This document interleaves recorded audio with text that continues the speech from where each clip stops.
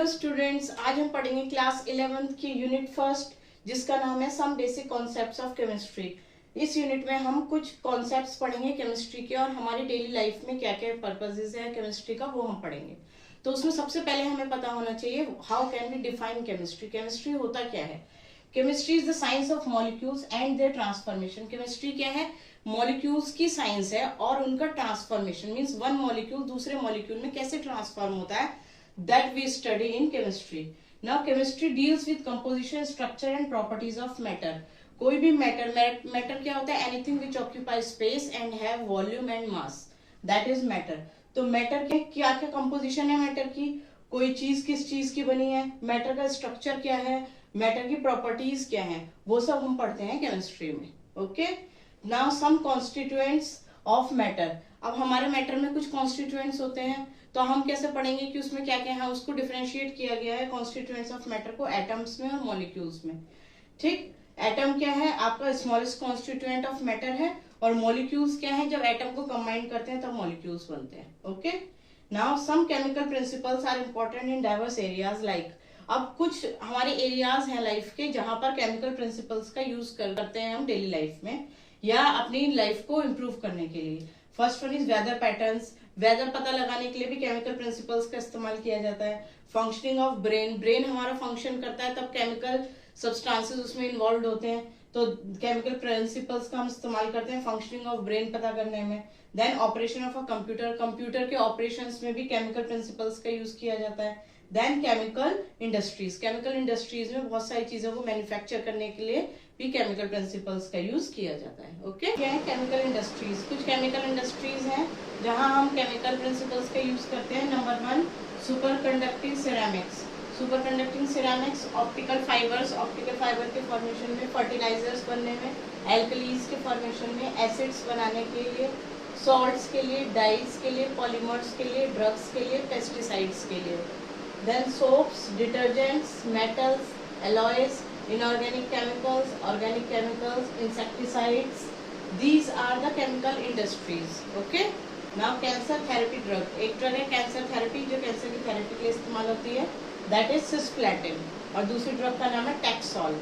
ये आपके एग्जाम में डायरेक्ट 1 मार्क क्वेश्चन में पूछा जाता है। Now for AIDS victim another drug is used which is AZT। Full form पूछी जाती है। AZT क्या है? एजिडोथाइमिडीन। ये ड्रग यूज की जाती है एड्स विक्टिम के लिए जिनको एड्स के सिम्टम्स हो, और कैंसर थेरेपी के लिए सिस्प्लेटिन एंड टैक्सोल का यूज किया जाता है। तो कुछ एनवायरमेंटल हैजार्डस रेफ्रिजरेंट क्या होते हैं? वो रेफ्रिजरेंट मींस वो कूलिंग सब्सटेंसेस, रेफ्रिजरेंट उन्हें कहते हैं जो ठंडा करते हैं, ठंडा इफेक्ट करते हैं, और वो एनवायरमेंट के लिए हैजार्डस है मींस खतरनाक है। जैसे एसी में, फ्रिज में जो सब्सटेंसेस यूज होते हैं दैट आर CFCs। अब CFCs की फुल फॉर्म आती है, what do you mean by CFCs? This is chlorofluorocarbons. ठीक, now CFCs are responsible for ozone depletion in stratosphere। Environmental की अलग अलग लेयर्स होती है, तो स्ट्रेटोस्फीयर जो लेयर है एनवायरमेंट की उसमें ओजोन लेयर होती है। ठीक, तो स्ट्रेटोस्फीयर में ओजोन लेयर है और ओजोन लेयर के डिप्लीशन का रीजन है chlorofluorocarbons.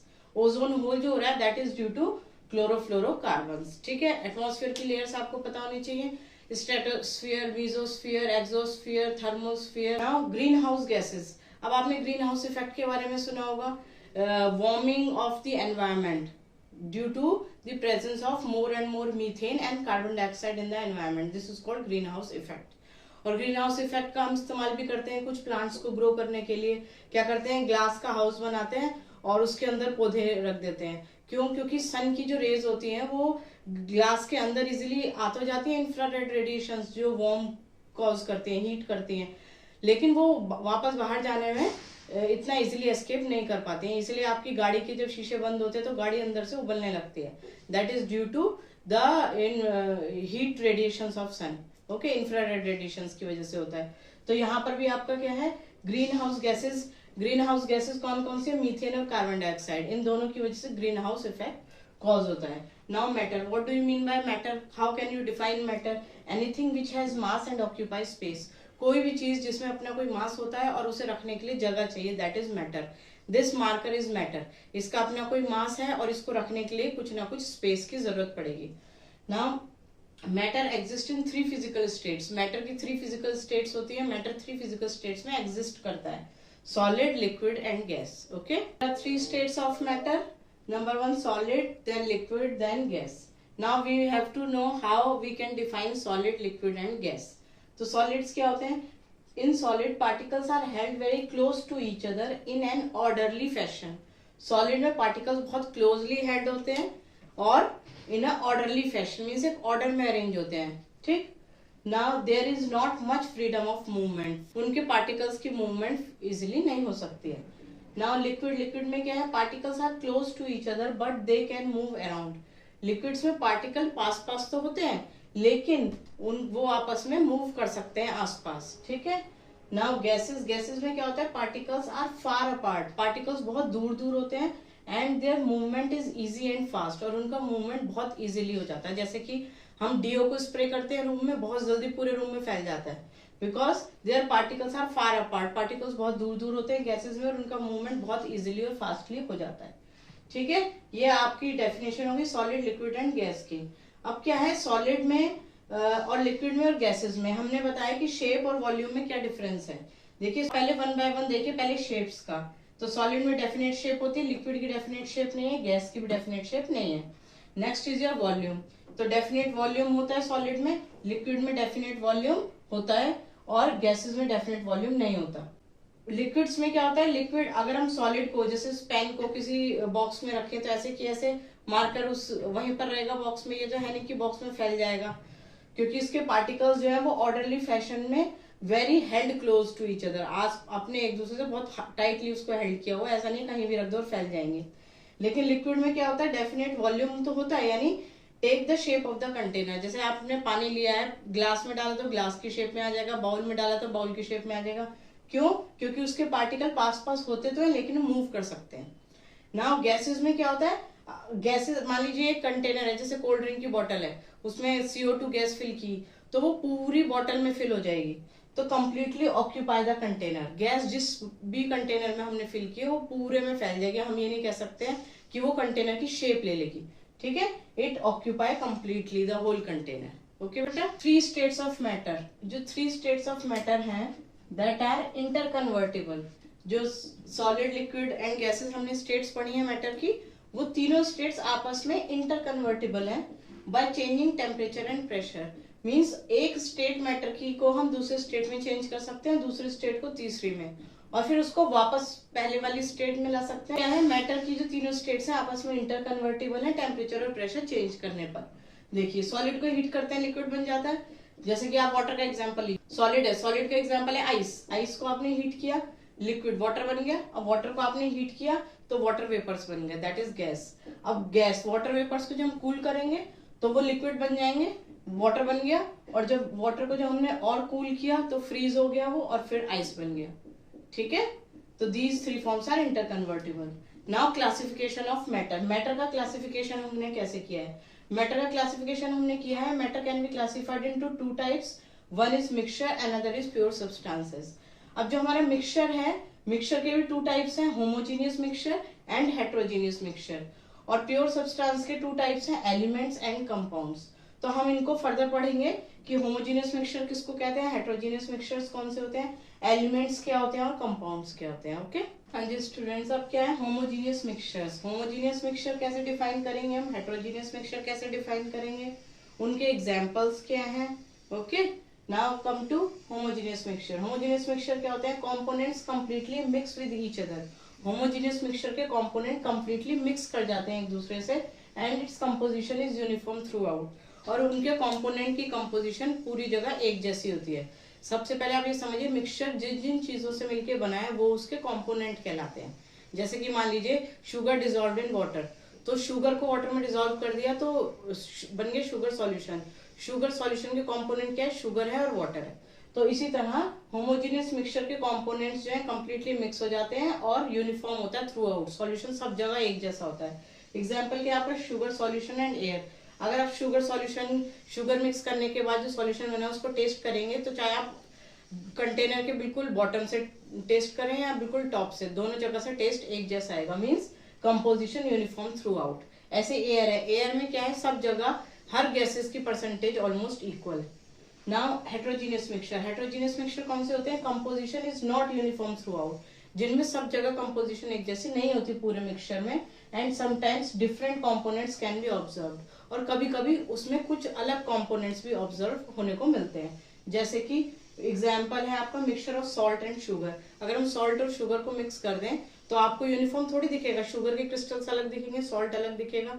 Now mixture of grain, pulses and dirt, जैसे आप दाल होती है, दाल घर में साफ करते हैं तो दाल में कभी कभी मिलावट होती है, कुछ और ऐड होता है, डर्ट होते हैं, कंकड़ पत्थर होते हैं, तो ये सब क्या है, मिक्सचर है। और इसमें जो इसके कंपोनेंट्स हैं इजीली हमें ऑब्जर्व हो रहे हैं कि अलग अलग है, दाल अलग है, कंकड़ अलग है। Okay, component of mixture can be separated by physical methods, like जो heterogeneous mixtures होते हैं उनके components को हम फिजिकल मेथड से सेपरेट कर सकते हैं। फिजिकल मेथड क्या होता है कि बिना मशीनरी की फिजिकली हम उसको हाथ से उठाकर भी उसको सेपरेट कर सकते हैं।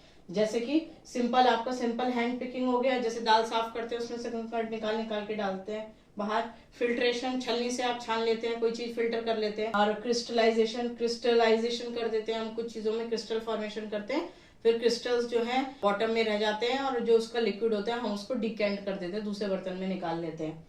और डिस्टिलेशन प्रोसेस, डिस्टिलेशन में क्या होता है कि दो चीजों का मिक्सचर है, एक का बॉइलिंग पॉइंट कम है, एक का ज्यादा है, तो जिसका बॉइलिंग पॉइंट कम है वो पहले बॉइल हो जाता है और उसको दूसरे फ्लास्क में कंडेंसेशन के बाद कलेक्ट कर लिया जाता है, और पहले वाले बीकर में वो सब्सटेंस रहेगा जिसका बॉइलिंग पॉइंट ज्यादा था, तो कम वाला पहले बॉइल होगा, पहले उसके वेपर्स बनेंगे और वो कंडेंस होकर दूसरे कंटेनर में हमने कलेक्ट कर लिया। तो डिस्टिलेशन प्रोसेस से भी हमने टू कंपोनेंट्स को कलेक्ट कर लिया। फिल्ट्रेशन, चाय छानते हैं तो आपने चाय पत्ती जब आप छानते हैं तो चाय नीचे ग्लास में आ जाती है, चाय पत्ती ऊपर रह जाती है, तो सिंपल आपने फिल्टर कर लिया।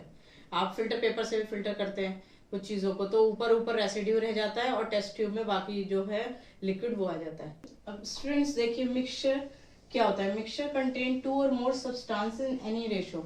मिक्सचर में क्या था कि टू और मोर सब्सटेंस कितने भी रेशो में होते हैं, कितना भी नमक मिला दीजिए, कितना भी चीनी मिला दीजिए, वो बनेगा मिक्सचर।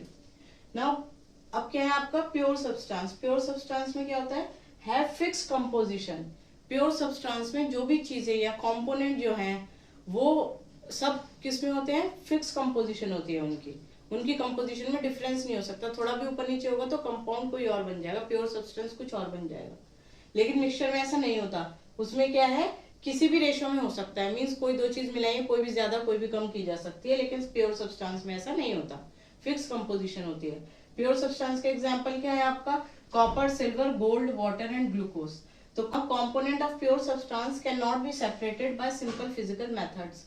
अब जो प्योर सब्सटेंसेस हैं हमारे, इनके कंपोनेंट मींस कॉपर जिस चीज से मिलकर बना है, सिल्वर जिससे मिलकर बना है, गोल्ड जिससे मिलकर बना है, वाटर जिससे मिलकर बना है हाइड्रोजन और ऑक्सीजन से, ग्लूकोज किससे मिलकर बना है C6H12O6, तो कार्बन, हाइड्रोजन और ऑक्सीजन। तो ये सब प्योर सब्सटेंसेस जिन जिन चीजों से मिलकर बने, यानी जो इनके कंपोनेंट्स हैं उनको हम सिंपल फिजिकल मेथड से सेपरेट नहीं कर सकते। जैसे कि हम कहें कि उनको छान लें या सिंपल हैंड पिकिंग से, क्रिस्टलाइजेशन से, डिस्टिलेशन से, इन सिंपल प्रोसेस से हम सेपरेट नहीं कर सकते।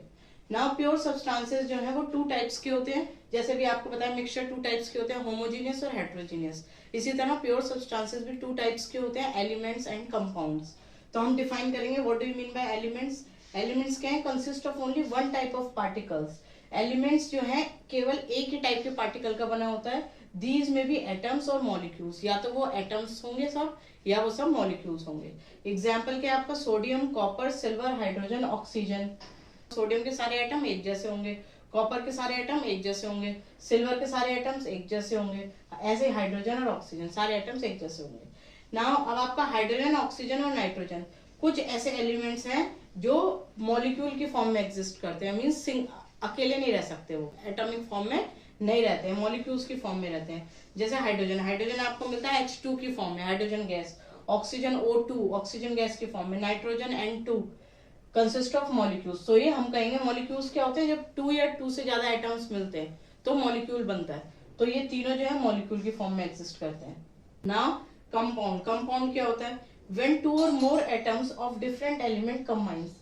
जब 2 या 2 से ज्यादा एटम अलग अलग एलिमेंट्स के कंबाइन करेंगे, then the molecule of a compound is obtained. तो एक कंपाउंड का मॉलिक्यूल बनेगा। मॉलिक्यूल वर्ड से कंफ्यूज ना हो, आप ये समझ लीजिए जब 2 या 2 से ज्यादा एटम्स अलग अलग एलिमेंट के कंबाइन करेंगे, जैसे कि वाटर है, वाटर में क्या मिल रहा है, हाइड्रोजन और ऑक्सीजन, मींस 2 डिफरेंट एलिमेंट है वो कंबाइन कर रहे हैं और फिक्स प्रोपोर्शन में कंबाइन कर रहे हैं। तब वाटर बन रहा है। तो जो वाटर बन गया H2O, तो हम कहेंगे that is molecule of water. है तो वो कंपाउंड, लेकिन वाटर का एक मॉलिक्यूल है, 1H2O। अगर बनते हैं 2H2O, तो हम बोलेंगे 2 मॉलिक्यूल्स ऑफ वाटर। ठीक है, जैसे H2O, तो ये एक मॉलिक्यूल है। अगर हम कहेंगे 2H2O, तो हम कहेंगे 2 मॉलिक्यूल्स ऑफ वाटर। ये है 1 मॉलिक्यूल ऑफ वाटर। ठीक, लेकिन है क्या, ये वाटर क्या है, कंपाउंड है। क्यों? क्योंकि दो एलिमेंट से मिलकर बना है, हाइड्रोजन से और ऑक्सीजन से।